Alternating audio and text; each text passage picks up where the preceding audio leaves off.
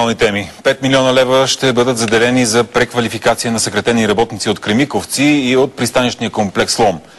Към проекта може да бъдат включени и съкратените работници от българските държавни железници. За парите Социалното министерство разчита на Европейския фонд за приспособяване към глобализацията. Българската държава ще подсигури едва 35% от финансирането. По проекта ще бъдат обучени около 1000 души. Условието е да са се регистрирали като безработни в бюрата по труда. С 20 милиона лева е намален бюджета за активна политика на пазара на труда, съобщи социалният министър Тотю Младенов. Оставащите близо 2 милиона и половина ще бъдат насочени към програмата от социални помощи към заетост. В момента има пълно несъответствие на търсене и предлагане на работна сила. 4 години и половина се харчат пари и продължава това несъответствие. И продължаваме да вкарваме чужди работници да работят в България. Над 250 милиона лева ще бъдат отпуснати от Министерството на труда и социалната политика за квалификация и преквалификация на безработни.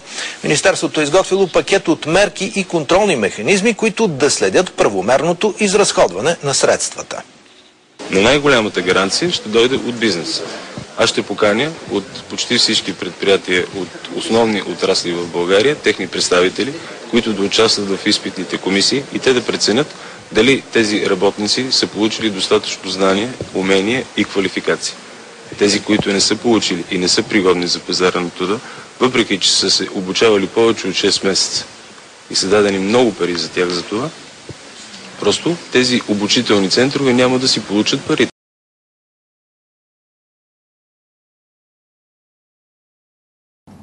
През тази година наистина целенасочено се работи, като се създават и нови мерки за насърчаване на младежката заетост. Целта е да се обхване максимален брой младежи в редица мерки. Едни от тях са за обучение. Това е много известната схема Аз мога повече. Тя е адресирана не само към младите хора, но разбира се, те са много активни, когато стане дума, особено за ключовата компетентност, английски език, да речем, също така немски, испански, италиански са търсени, както и за IT уменията. Отделно стартирахме в началото на миналата година една изключително актуална за младите хора схема, която се нарича Ново начало от образование към заетост. По нея вече имаме над 2100 човека започнали работа. А какво представлява тя? Тя е насочена към осигуряване на първата заетост на младите хора по придобитата от тях професия или специалност от средно или висше образование.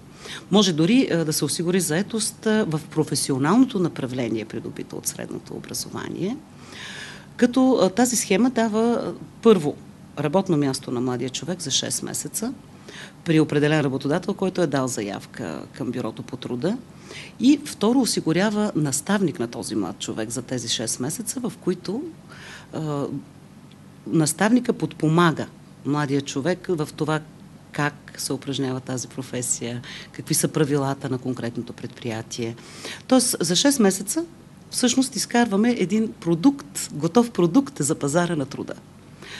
Схемата показва, че е изключително полезна и за младежите, и за работодателите, защото до момента над 50% от младите хора, които са преминали стажуване вече 6 месеца при работодател, продължават да работят или при същия работодател, или незабавно, без да се връщат въобще в бюрата по труда, си намират работа при друг работодател.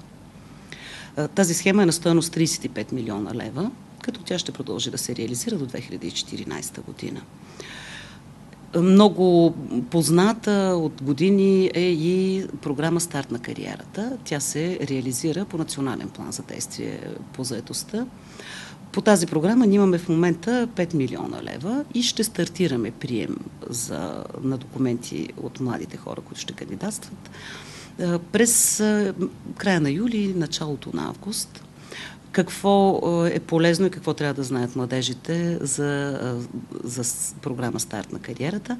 Тя е адресирана към хора, които са придобили вече своето висше образование, специалност бакалавър или магистър, и те могат да стажуват по специалността, пак не трябва да имат трудов опит по тази специалност, която са придобили, в администрациите. Допустими са всички държавни администрации, областните администрации, общинските администрации. Ежегодно постъпват в Министерството на труда и социалната политика пъти повече заявки, отколкото са възможностите да поеме национален план за действие. Тази година вече се подават и то по електронен път заявките на работодателите към Министерството на труда и социалната политика, а в последствие ще започнат и младите хора да подават заявките си в края на този месец, както казах, или началото на другия. Като отново възнамеряваме да отворим възможност да кандидатстват и по електронен път младежите, т.е. да им дадем по-бърз и по-лесен достъп. 600 нови млади деца можем да поемем по тази програма, като смятаме така да намерим и допълнителен финансов ресурс, за да увеличиме броя на младежите, които ще работят. А по-настоящем над 800 човека работят от миналата година по програма Старт на кариерата. Друга нова вече, която ще стартираме през есента на тази година схема, се нарича Първа работа. Тя е за 20 милиона лева по оперативна програма Развитие на човешки ресурси. Тази схема цели да обхване не само младежите, които са придобили средно или висше образование, имат някаква специалност или професия, а всички млади хора, дори ако те са отпаднали от образователната система на някакъв етап. Знаете, много младежи отпадат от образователната система по една или друга причина. По тази схема ние планираме да се реализират следните дейности. Пак работодател дава заявка в Бюрото по труда за определен брой работни места по определени професии, като казва по какво трябва да бъдат обучени младите хора. Било то пак за ключови компетентности, било то за някаква професия или част от професия. След като постъпи тази заявка, Бюрата по труда извършват подбор след младежите. Обикновено ние каниме за едно работно място минимум 2-3 човека. Извършват подбор, насочват ги към обучение. Това винаги се прави заедно с работодателя подбора, кой ще се включи в обучението. След като завършат успешно обучението, младежите започват на работа при съответния работодател, който е дал заявката. От 6 месеца до 1 година отново се изплаща възнаграждението на младия човек ведно с осигурителните вноски, които са за сметка на работодателя. Т.е. работодателя няма никакъв разход за този човек, когато взима на работа, или тези млади хора.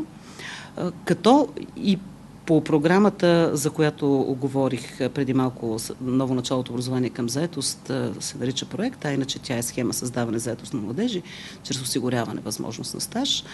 За стаж и по тази програма, и по новата, която сега ще пуснем, Първа работа, ние плащаме не както до сега беше минималната работна заплата или 300 лева, а според осигурителния праг, минималния осигурителен праг, който е утвърден за съответната професия в съответния, според кода на икономическа дейност на предприятието.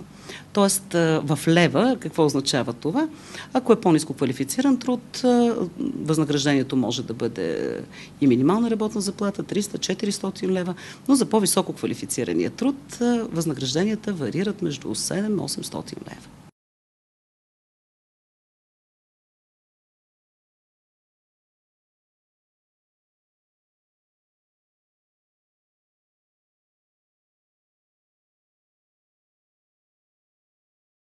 От 5 септември още една схема по оперативната програма Развитие на човешките ресурси ще бори безработицата при младежите до 29 години. По схемата Първа работа могат да кандидатстват младежи и работодатели, като подават заявления в бюрата по труда.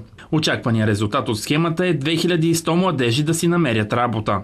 На работодателите, които желаят да наемат безработни младежи за период от 6 месеца до 12 месеца, тук периода е доста по-голям от стажуванията, които са 6 месеца, тук е периода от 6 до 12 месеца, ще бъдат предоставени средства за изплащането на трудовото възнаграждение през този период на бизнеса, т.е. заплатите плюс осигуровките.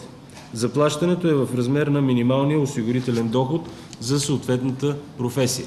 До края на годината по всички мерки за младежката заетост социалният министър Тотю Младенов очаква най-малко 10 000 младежи до 29 години да си намерят работа. Младенов съобщи и че е разпоредил тотален контрол над кметовете и общините, които използват работна ръка по оперативните програми и как е оплатнено работното време на наетите хора.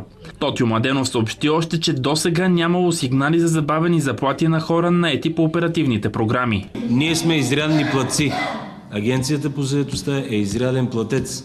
Ако някой, който е бенефициент по тази програма, в случая общините, по тези мерки има забавяне плащане, има контролна институция, която санкционира.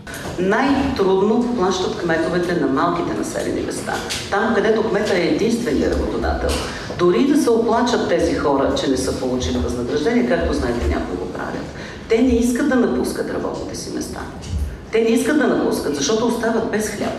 А в същото време кметовете им е необходим някакъв малък буфер, за да намерят, да осигурят финансов ресурс. До дни ще бъде отворена и още една програма, насочена към бизнеса.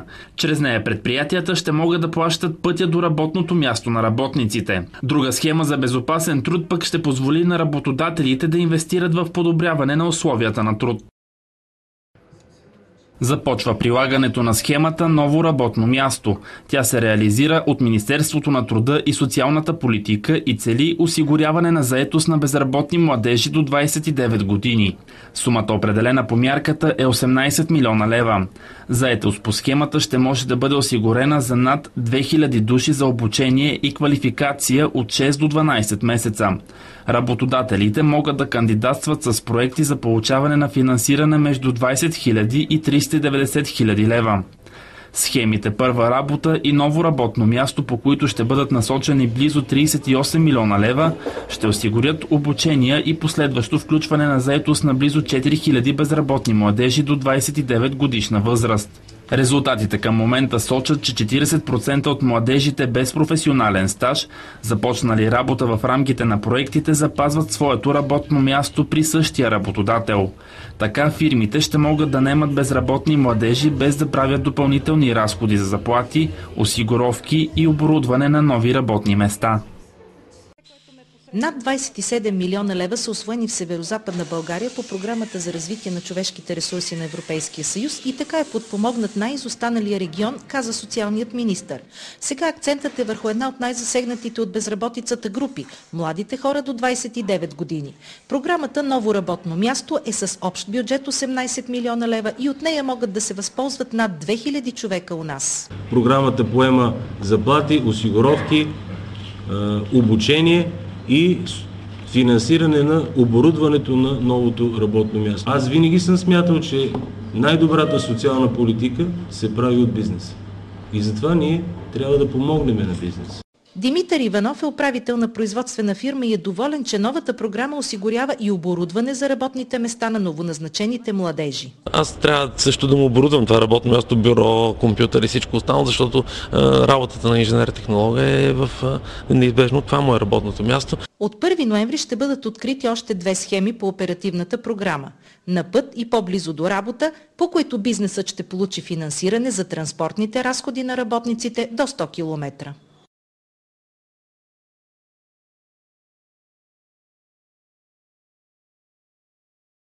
Повече от 650 хиляди са българите, които са се възползвали от средствата, отпуснати на страната ни по оперативна програма Развитие на човешките ресурси 2007-2013 година. Стана ясно по време на годишното информационно събитие на програмата пред Националния дворец на културата. Парите са използвани основно за обучение и преквалификация.